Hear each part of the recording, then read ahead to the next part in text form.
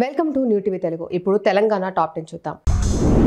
బీబీపేట మండలంలో బస్సులు సరైన సమయానికి రాకపోవడంతో విద్యార్థులు ధర్నా చేశారు. డిపో మేనేజర్ డౌన్ అంటూ విద్యార్థులు పెద్ద ఎత్తున బస్సుల మధ్య ధర్నా చేపట్టారు.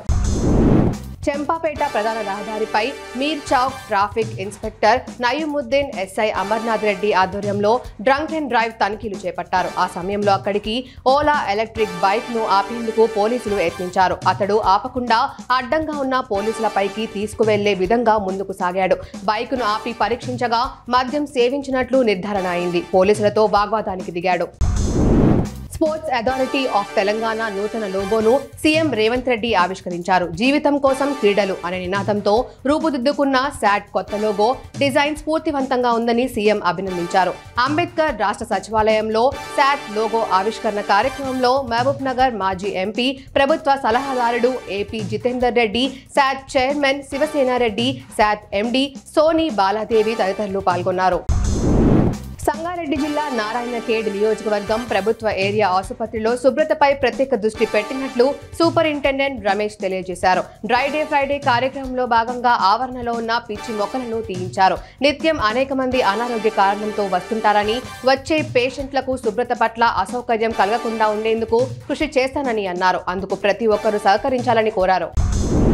జనగామ జిల్లా స్టేషన్ గన్పూర్లో కళ్యాణలక్ష్మి షాదీ ముబారక్ చెక్కులను ఎమ్మెల్యే కడియం శ్రీహరి పంపిణీ చేశారు. 91 మంది లబ్ధిదారులకు 91 లక్షల రూపాయల విలువ చేసే చెక్కులు పంపిణీ చేశారు. ఈ కార్యక్రమంలో రెవెన్యూ డివిజనల్ అధికారి వెంకన్న, తహసీల్దార్ వెంకటేశ్వర్లు పాల్గొన్నారు. మత్కల్ పట్టణంలో నిర్వహించిన నాభిశిల ప్రతిష్టాపన వార్షికోత్సవ కార్యక్రమంలో ఎమ్మెల్యే వాకిటి శ్రీహరి పాల్గొన్నారు. ఈ సందర్భంగా బొడ్రాయికి ప్రత్యేక పూజలు చేశారు. అంతకుముందు పడమటి ఆంజనేయ స్వామి ఆలయంలో స్వామివారిని దర్శనం చేసుకుని ప్రత్యేక పూజలు చేశారు. ఆలయ అర్చకులు ఎమ్మెల్యేకు తీర్థ ప్రసాదాలు అందించి ఆశీర్వదించారు. ఈ కార్యక్రమంలో కాంగ్రెస్ పార్టీ నాయకులు, గ్రామ పెద్దలు పాల్గొన్నారు.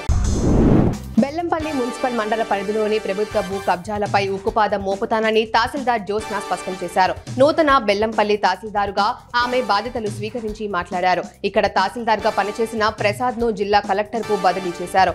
ఆయన స్థానంలో బెల్లంపల్లి ఆర్డీఓ కార్యాలయంలో డీఏఓగా పనిచేస్తున్న జ్యోత్స్నను తహసీల్దార్గా నియమించారు.